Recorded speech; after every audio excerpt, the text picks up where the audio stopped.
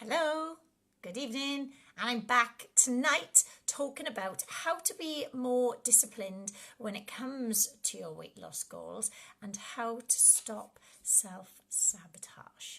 So, again, it's part of like a live series that I want to do for you to watch, and you can watch back again because all of these lives do get recorded, and you can come back to my page to remind yourself of what I've been talking about. But these are all based on a load of questions that I got sent in over the weekend, and I'm feeling that the best way of me answering them is thank you for the love hearts, Jane Kent, and anybody else watching this live right now as well. Just give me a like or a love, and if you do have any questions or anything you feel like you're struggling with and you could do with some tips or motivation on, comment below and I will answer that for you.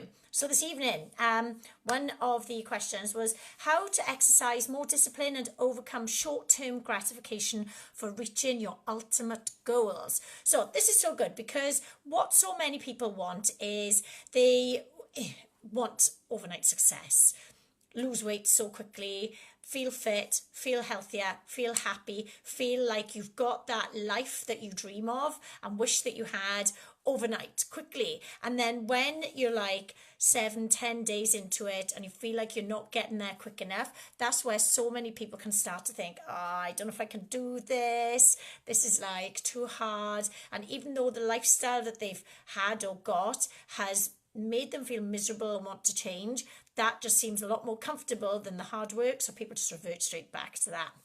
And the trick is always this, is to yes, set yourself the ultimate goal as what was mentioned, but break it down. So let's say, for example, now you wanted to lose a stone, so break that stone down over 6 months, and then give yourself little chunks to do. So you'll set yourself some realistic targets to work towards. It's not so overwhelming because it's not so much in one go. You can give yourself little rewards along the way. So in 6 months then you've got 6 mini goals to achieve whilst you go for your ultimate goal, and you can be changing the theme on it, changing lots of different things to make sure that you keep your enthusiasm for your lifestyle change up.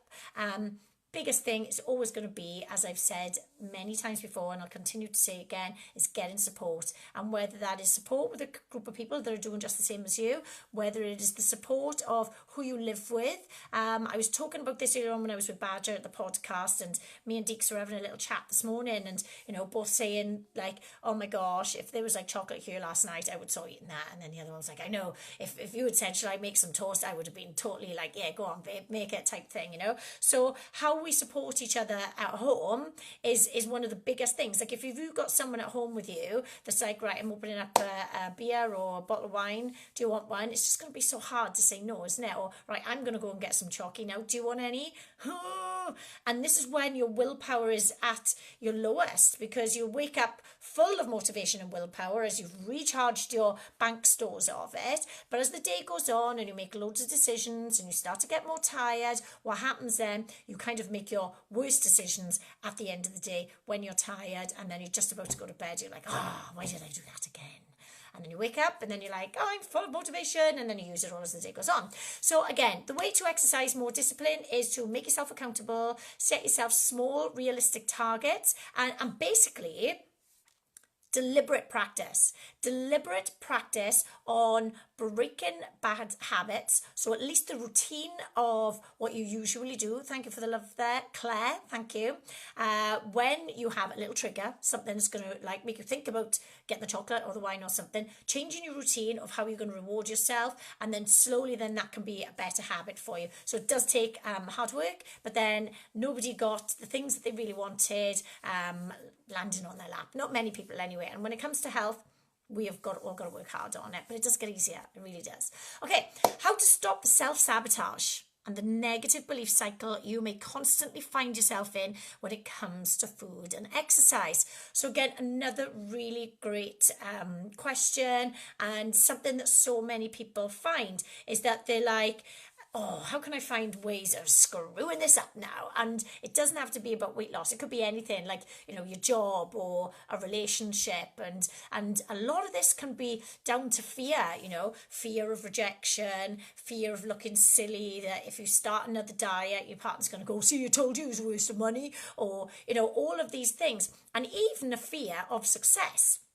And when I say that, it's like, if somebody was wanting to lose weight and then they'd be like, right, I really do want to lose weight, but does that mean now I've got to do all this endless exercise all of the time for the rest of my life then? I don't know if I can keep that up. Or, they think in their mind, right, well, I really do like to have a drink. Does that mean I can't have a drink anymore? Because I really like that, So people worry then about, will they have to have this extreme lifestyle to follow forever? And then they're not going to get to where they want, or they'll get there and they'll hate their life. Let's just remember this. When it comes to wanting to lose weight and that, a diet plan or whatever you decide to follow of deprivation will never be sustainable. So, one way of trying to ensure yourself not self-sabotaging and ruining everything is by doing something that's very realistic and having the balance. So knowing that, more isn't always best. So you don't have to do tons of exercise, but you learn to balance it so you know that you can have days off. So again, when it comes to like that self-sabotage thing, it's going to go on so many things, like your Alison James, hello. I hope you're well, miss you.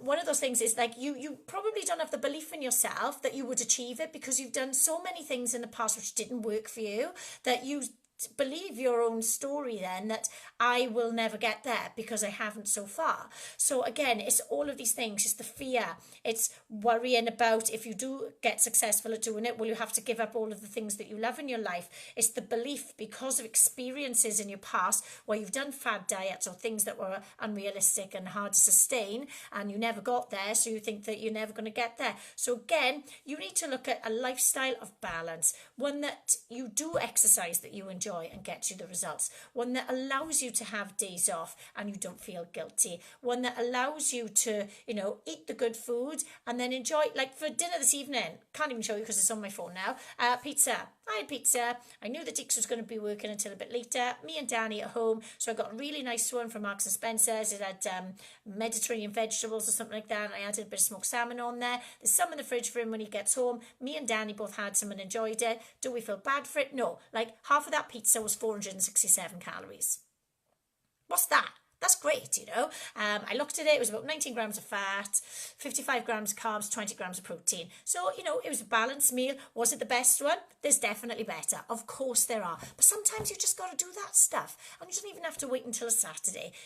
When you balance and look at the whole picture, something like that is not going to, that's not going to ruin all of my hard work of what I've done this week. And tomorrow I'll be straight back on it. So this is what I want you to kind of start to get the balance of with your lifestyles, that you're not obsessing over, oh my God, I've had a pizza, I'm so bad, and now I may as well screw the rest of tonight up, and Friday, Saturday, Sunday to start again on Monday. Oh, I better get on the scales. I'm going to get on the scales. I'm going to get on now, and then I'm going to get on later, and then tomorrow I put on those weights. This obsessive stuff. Who wants to live like that? Nobody does. So it's about learning that you've just got to relax. Give yourself a break. You've got a really busy lifestyle, I'm sure, as you're watching this right now, and you've got so many things to try and consider that overwhelming yourself with a ton of other stuff to do is just going to be a recipe for disaster in the first place. So again, going back to the self-sabotage, that is very much why so many people will start something and then just screw it all up because you probably weren't on the right track in the first place. You've got to let go of those fears of looking stupid because you're not going to, of doing something and worrying that, if you do get successful, how hard is it going to be to maintain that when you get there? Are you not going to be able to enjoy your life anymore? And is what you do now really based on the experiences of the past when you've maybe made some decisions which weren't the best from you? They're all learning curves for you. Whenever anything kind of negative has happened to us, this has always been the opportunity for us to learn and grow and move on from things. When things were super, super easy, these have never been times where we've really kind of learned things in our lives and made ourselves better people. It's from those times where we're like, oh my gosh, that didn't go so well, I need to be better next time. These are all lessons, isn't it? And it goes for anything. Our jobs, our relationships, with ourselves, and the things that we do for our health, our exercise, and our nutrition, our sleep, and our stress. Thank you, Nicola, for that love there. And everybody else watching this now, please give me some love. Okay, what to do if I struggle with eating late at night? Okay, so this is a good one because a lot of people will have this kind of lifestyle, not eat much all day, so tiny breakfast, if they even have one, small lunch of a salad, because I'm on a diet, that's if they have some as well. And then when it comes to the end of the day, then willpower's been used up in the day, so that's where you make a lot of your not the best decisions.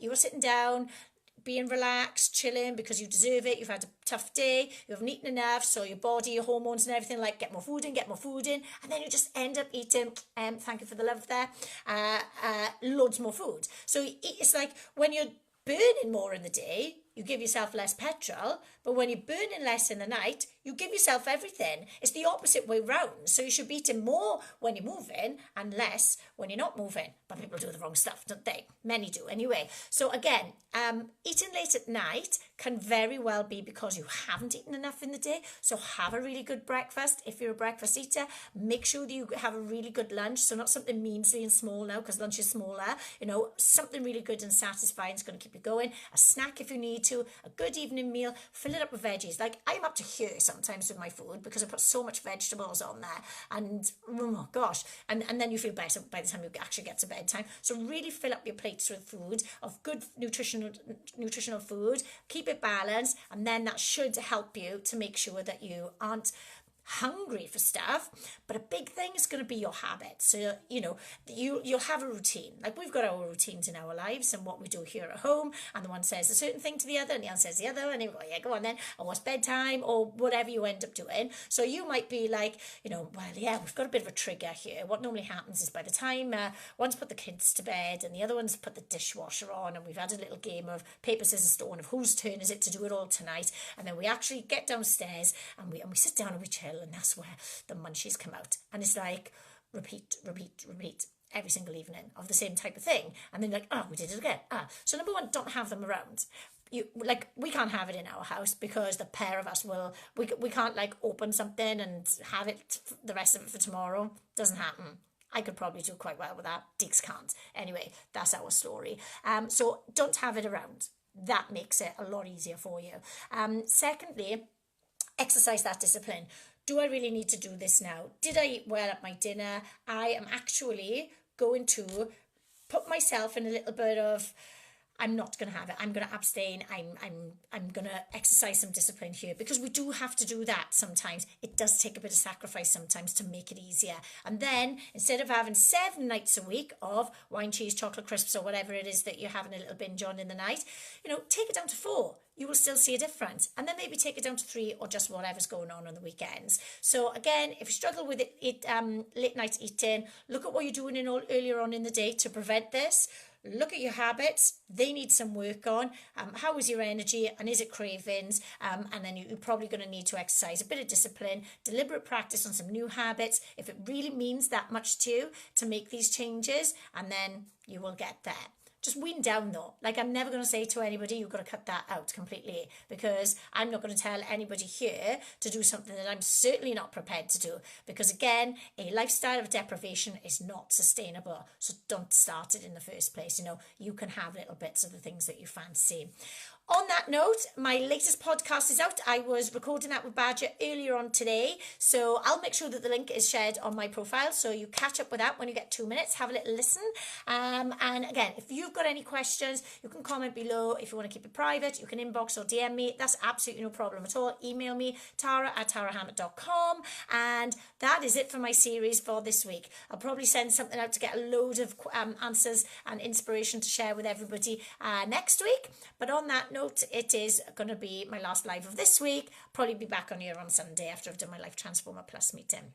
So I hope you have a fabulous evening. I hope you got a little bit of inspiration from that, and it helps you to think, you know what, I'm a little bit like that. I can do better.